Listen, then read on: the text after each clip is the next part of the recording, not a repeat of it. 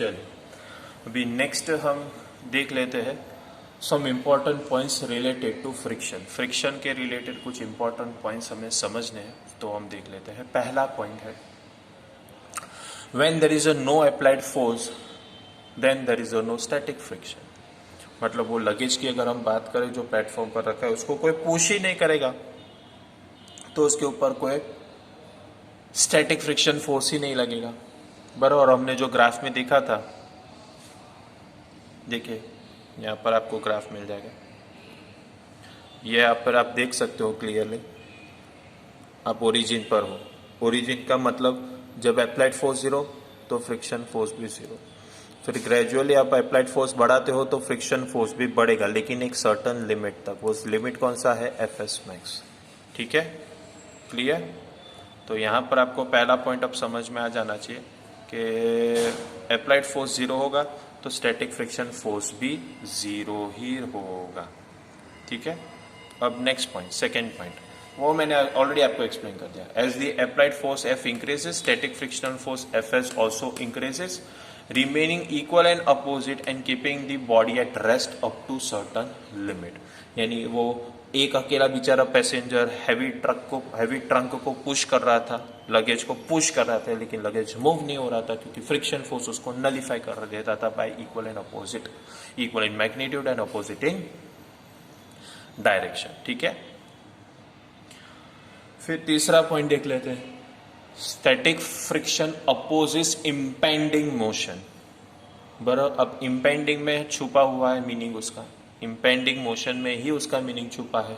Impending मतलब I am pending, जो अभी तक शुरू ही नहीं हुआ। ये इस तरह से है। इम्पॉसिबल मतलब होता है ना, उसमें पॉजिटिवली देखने जाए तो इम्पॉसिबल का मतलब क्या? I am possible.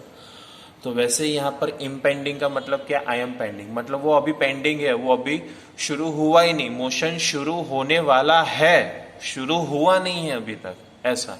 On your mark get set है, गो नहीं बोलना, गो बोल दिया तो मोशन शुरू हो गया, मतलब on your mark get set ही है। समझ में आया आपको? तो static friction force, static friction opposes impending motion. अब इम्पेंडिंग मोशन यानी क्या? The term impending motion means motion that would takes place but does not actually take place under the applied force, but if the resultant friction force is, if the friction were absent। यानी motion शुरू हुआ नहीं है, शुरू होने वाला है। ठीक है, ये था तीसरा पॉइंट। फिर फोर्थ पॉइंट था लिमिटिंग फ्रिक्शन, यानी वो एफएस मैक्स वाला, that is maximum value of static friction force does not depend on area of contact. अब ये बहुत ही बड़ा कंफ्यूजिंग पॉइंट है। सबको ऐसा लगता है कि फ्रिक्शन फोर्स है ना, ज्यादा एरिया होगा तो ज्यादा फ्रिक्शन फोर्स, कम एरिया होगा तो कम फ्रिक्शन फोर्स। ऐसा नहीं होता। एक्चुअली फ्रिक्शन फोर्स डिपेंड करता है एक ही क्वांटिटी पर, that is normal force, that is normal force. ठीक है, वो एरिया ऑफ कॉन्टैक्ट पर डिपेंड नहीं करेगा, वो सिर्फ और सिर्फ नॉर्मल फोर्स पर ही डिपेंड करेगा। चलिए देख लेते हैं कैसे ये static friction force, maximum value of static friction force के limiting friction force depends on normal force. और नॉर्मल फोर्स क्या होता है तो वो भी आप देख लीजिए। यहाँ पर ये डायग्राम में आप देख सकते हो, ये एक हॉरिजॉन्टल सरफेस है। ठीक है, उसके ऊपर ये ब्लॉक ऑफ मास एम रखा है। अब ड्यू टू ग्रेविटी वेट तो एक्ट होगा always in downward direction, weight यानी कि एम जी। तो इस सरफेस से कोई परपेंडिकुलर फोर्स जो जाएगा ना, उससे कहेंगे नॉर्मल फोर्स, उसे कहेंगे नॉर्मल फोर्स। ठीक है, अब वेट कितना भी हो, यानी एरिया कितना भी बड़ा हो कि छोटा हो, नॉर्मल फोर्स तो हमेशा इस सरफेस से परपेंडिकुलर होगा। इसलिए फ्रिक्शन फोर्स है ना, वो नॉर्मल पर डिपेंड करता है, ना कि स्टैटिक फ्रिक्शन फोर्स डिपेंड करेगा एरिया ऑफ कॉन्टैक्ट पर। ये समझ में आ गया आपको? ठीक है, फिर आगे फिफ्थ पॉइंट देख लेते हैं। फिफ्थ पॉइंट में नया क्वांटिटी डिफाइंड होगा म्यू एस। क्या है म्यू एस? तो mu S is known as coefficient of static friction that depends only on the nature of surface in contact, smooth है, रफ है, कैसा है। और जो फोर्थ पॉइंट में हमने बताया था कि maximum value of static friction force यानी कि limiting friction is directly proportional to normal force, and to remove this proportionality we have to place one proportional constant which is known as mu S, coefficient of static friction. तो mu S का formula बना ये, तो that is F S max upon normal, F S max upon normal. ठीक है, सो ये एक proportional constant है। फिर सिक्स्थ पॉइंट पर आप जा जाइए। सिक्स्थ पॉइंट कहता है कि when an object starts moving due to applied force the frictional force decreases from its limiting value and it is called a kinetic या तो डायनामिक या तो स्लाइडिंग फ्रिक्शन। मतलब कि 50 न्यूटन का फोर्स रिक्वायर्ड था वो लगेज को मूव करने के लिए अभी तक मैं 50 न्यूटन से कम ही फोर्स दे रहा था, अप्लाइड फोर्स कम दे रहा था, मतलब वो ऑब्जेक्ट मूव नहीं हुआ, यानी वो स्टैटिक फ्रिक्शन फोर्स था। लेकिन अब मैंने उसको 51 अप्लाइड फोर्स दे दिया, यानी वो स्टैटिक फ्रिक्शन फोर्स था 50 न्यूटन का और मैंने 51 दे दिया, मतलब मेरा अप्लाइड फोर्स इंक्रीज हो गया।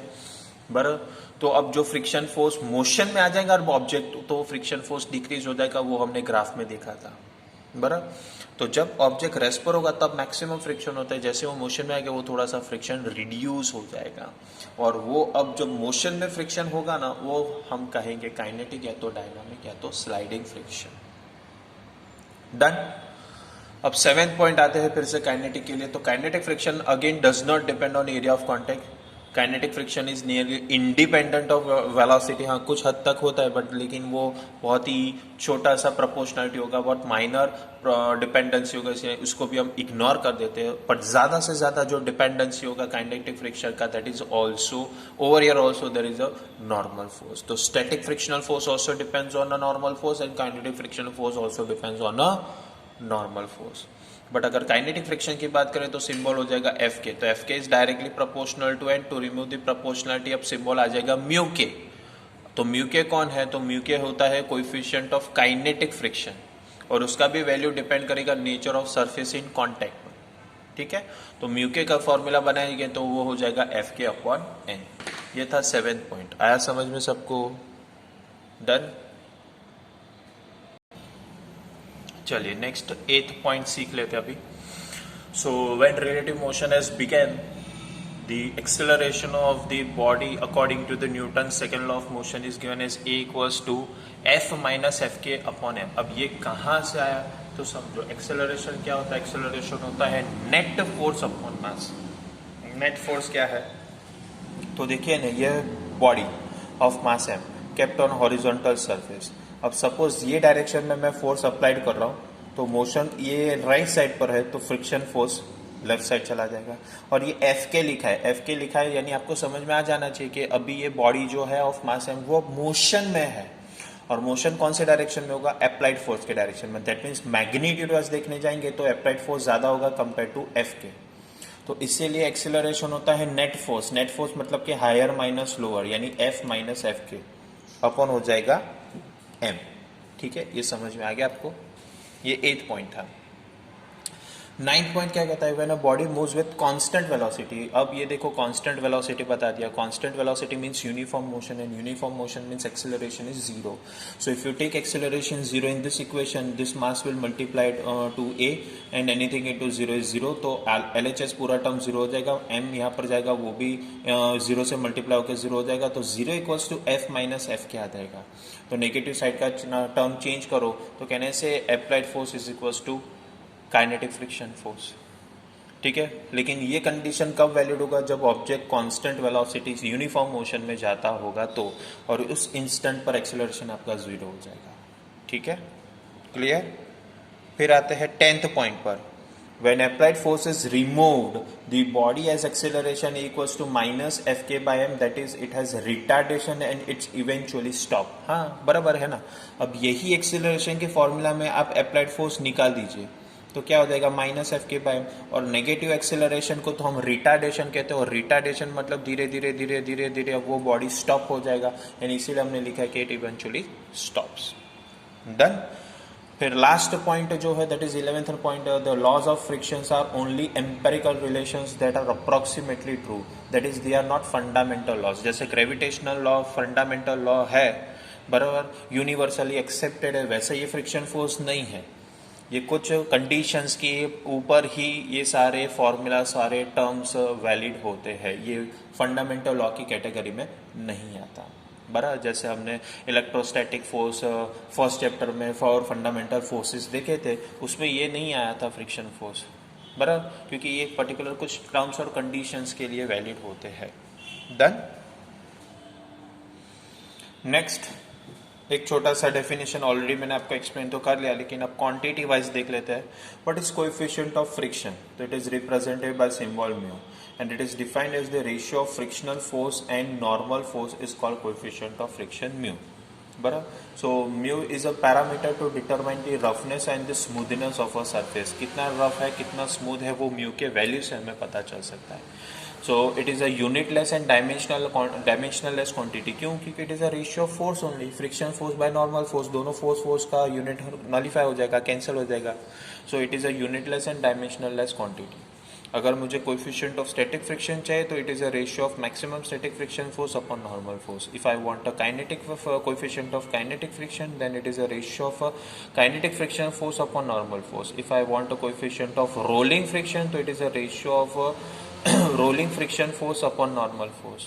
Initially we have stated that static friction force, maximum static friction force is greater than the kinetic friction force and kinetic friction force is much greater than the rolling friction. So similarly in terms of coefficient of friction we can state that mu s is greater than mu k and mu k is much greater than mu r. Clear हो गया सबको? Thank you. चलो.